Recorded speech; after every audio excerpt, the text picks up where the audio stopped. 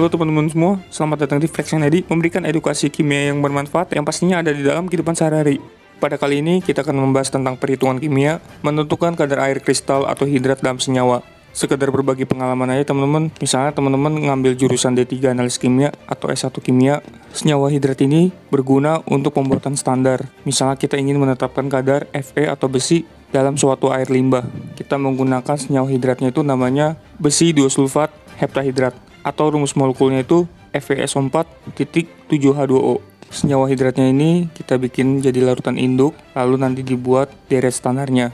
Lalu misalnya kita ingin mengukur kadar Fe-nya dalam instrumen AAS atau ICP. Selain senyawa hidratnya ini digunakan untuk standar pengukuran kadar unsur, senyawa hidratnya ini bisa digunakan untuk analisis kualitatif unsur. Jadi itulah teman-teman kegunaan dari senyawa hidrat. Dan sebelum menonton video ini, saya sarankan untuk teman-teman menonton video saya tentang konsep mol, karena nanti kita akan mencari mol dari setiap senyawanya. Untuk teman-teman yang belum mengerti tentang konsep mol, teman-teman bisa nonton video saya yang sebelumnya dengan mengklik videonya di pojok kanan atas, atau mengklik videonya, linknya itu ada di deskripsi video. Hal-hal yang akan kita pelajari menentukan kadar air kristal atau hidrat dalam senyawa. Pertama, nanti ada contoh-contoh senyawa hidrat. Kedua, ada contoh-contoh soal menentukan rumus senyawa hidrat. Ada 3 soal. Menentukan kadar air kristal dalam senyawa. Pada saat kalian menguapkan larutan NaCl atau natrium klorida, maka akan terbentuk kristal NaCl. Pada proses itu, masih terdapat suatu kemungkinan ada air yang berada dalam kristal yang disebut air kristal. Ternyata, dari hasil percobaan dan perhitungan, diketahui bahwa tidak semua kristal mengandung air kristal dan memiliki jumlah air kristal yang sama. Misalnya, garam natrium karbonat atau rumus molekulnya itu Na2CO3.5H2O yang memiliki 5 molekul air kristal dalam setiap satuan rumusnya. Air kristal ini akan terlepas jika dilarutkan atau dipanaskan, sehingga tidak terlibat dalam reaksi kimia. Selain melalui proses pemanasan hingga air kristalnya menguap atau terlepas, penentuan berat air kristal dihitung dari selisih berat kristal sebelum dan sesudah pemanasan. Cara lainnya yaitu dengan menganalisis melalui reaksi kimia. Jadi di sini kata kuncinya, nanti saat kita menghitung berapa jumlah air kristalnya, kita menghitung selisih berat kristal sebelum dan sesudah pemanasan. Contoh-contoh senyawa hidrat. Hidrat adalah zat padat yang mengikat beberapa molekul air sebagai bagian dari struktur kristalnya. Contoh 1. Terusi atau rumus molekulnya itu CuSO4.5H2O. Namanya tembaga 2-sulfat pentahidrat. Oh ya, untuk teman-teman yang ingin belajar tentang tata nama senyawa kimia, teman-teman bisa menonton video saya tentang tata cara penamaan senyawa kimia. Teman-teman bisa mengklik videonya di pojok kanan atas, atau mengklik videonya, linknya itu ada di deskripsi video.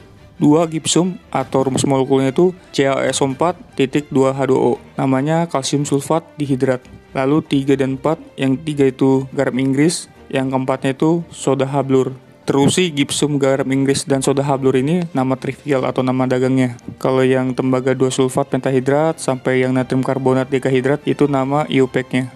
Seperti yang sudah dibahas sebelumnya, jika suatu senyawa hidrat dipanaskan, maka ada sebagian atau seluruh air kristalnya dapat dilepas atau menguap. Jika suatu hidrat dilarutkan dalam air, maka air kristalnya akan lepas. Di sini terdapat gambar, di mana gambar kirinya itu adalah besi 2-sulfat pentahidrat yang kiri, dan yang kanan itu tembaga 2-sulfat, yang dimana molekul airnya itu sudah terlepas semua. Reaksi kimianya itu CuSO4.5H2O dan wujud solid atau padat karena dipanaskan, maka 5 molekul airnya ini atau 5H2O-nya ini akan terlepas, sehingga menghasilkan CuSO4 atau besi 2-sulfat plus 5H2O atau 5 molekul air.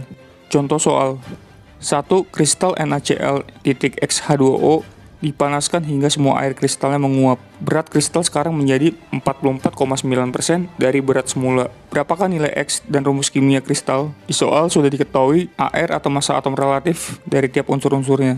Diketahui rumus kimia kristal itu kan NaCl.X-H2O. Berat akhir kristalnya setelah dia menguap sama dengan 44,9% dari berat semula.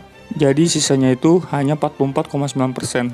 Yang ditanyakan nilai X dan rumus kimianya. Jawab, diandaikan berat kristal 100 gram, kita anggap 100 gram karena di soal tidak diketahui berat awal atau berat mula-mula dari kristal ini. Jadi kita anggap aja 100 gram. Maka massa kristalnya itu sama dengan 44,9% dikali 100 gram, sama dengan 44,9 gram. Jadi massa kristal setelah menguap atau hilang H2O-nya itu 44,9 gram. Setelah kita mencari massa kristal, kita cari massa airnya, yaitu 100% dikurang 44,9% berat kristalnya tadi. sama dengan 55,1%. Jadi massa airnya itu sebesar 55,1%. Lalu kita cari gramnya berapa? 55,1% dikali 100 gram. Hasilnya itu sama dengan 55,1 gram.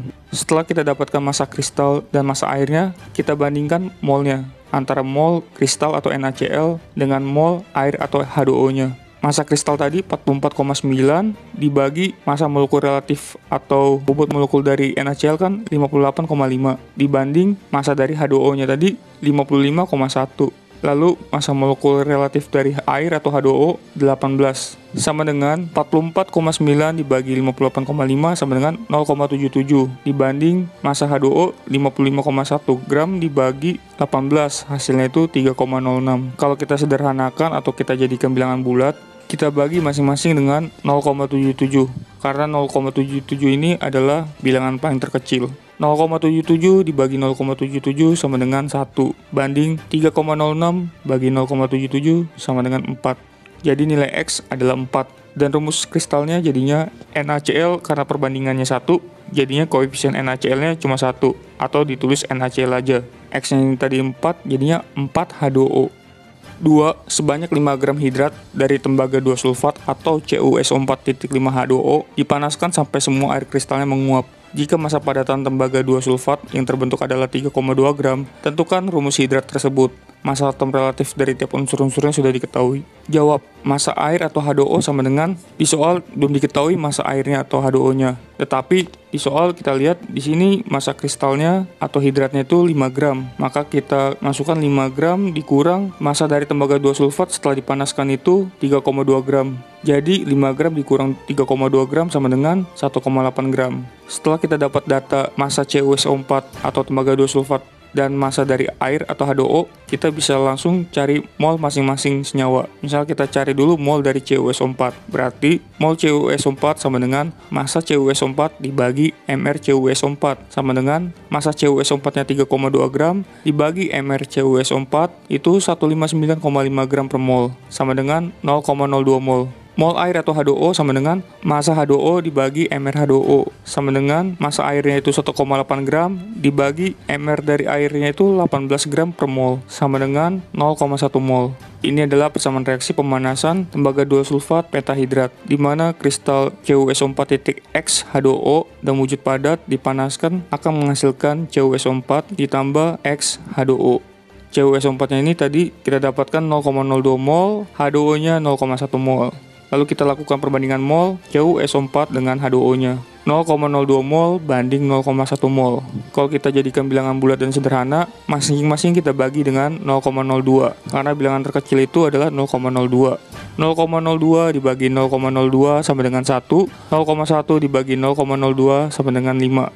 Karena perbandingan mol sama dengan perbandingan koefisien, maka X sama dengan 5. 5-nya ini dari perbandingan mol H2O. Jadi kita bisa taruh angka 5-nya ini ke X-nya atau koefisien dari H2O. Jadi rumus kimia hidrat tersebut adalah CuSO4.5H2O atau namanya tembaga 2 sulfat pentahidrat.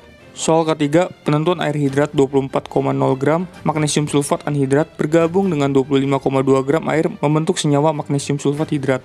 Tentukan rumus senyawa hidrat tersebut. Massa molekul relatif dari magnesium sulfat 120, massa molekul relatif dari H2O atau air adalah 18. Penyelesaian. Tadi diketahui di soal mR dari MgSO4 120 dan mR dari H2O atau air 18. Jumlah molnya itu massa dari magnesium sulfat atau MgSO4 24 gram dibagi mR-nya itu 120 sama dengan 0,2 mol.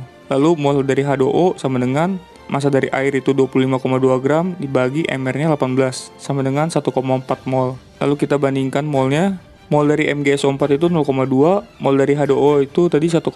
Setelah itu kita jadikan bilangan bulat dan sederhana. Kita bagi dua-duanya itu dengan angka 0,2 karena nilai paling terkecilnya itu adalah 0,2. 0,2 dibagi 0,2 sama dengan 1. 1,4 dibagi 0,2 sama dengan 7. Jadi rumus hidrat tersebut adalah MgSO4-nya 1, jadinya MgSO4 titik H2O-nya 7, jadinya titik 7H2O. MgSO4.7H2O atau namanya magnesium sulfat heptahidrat.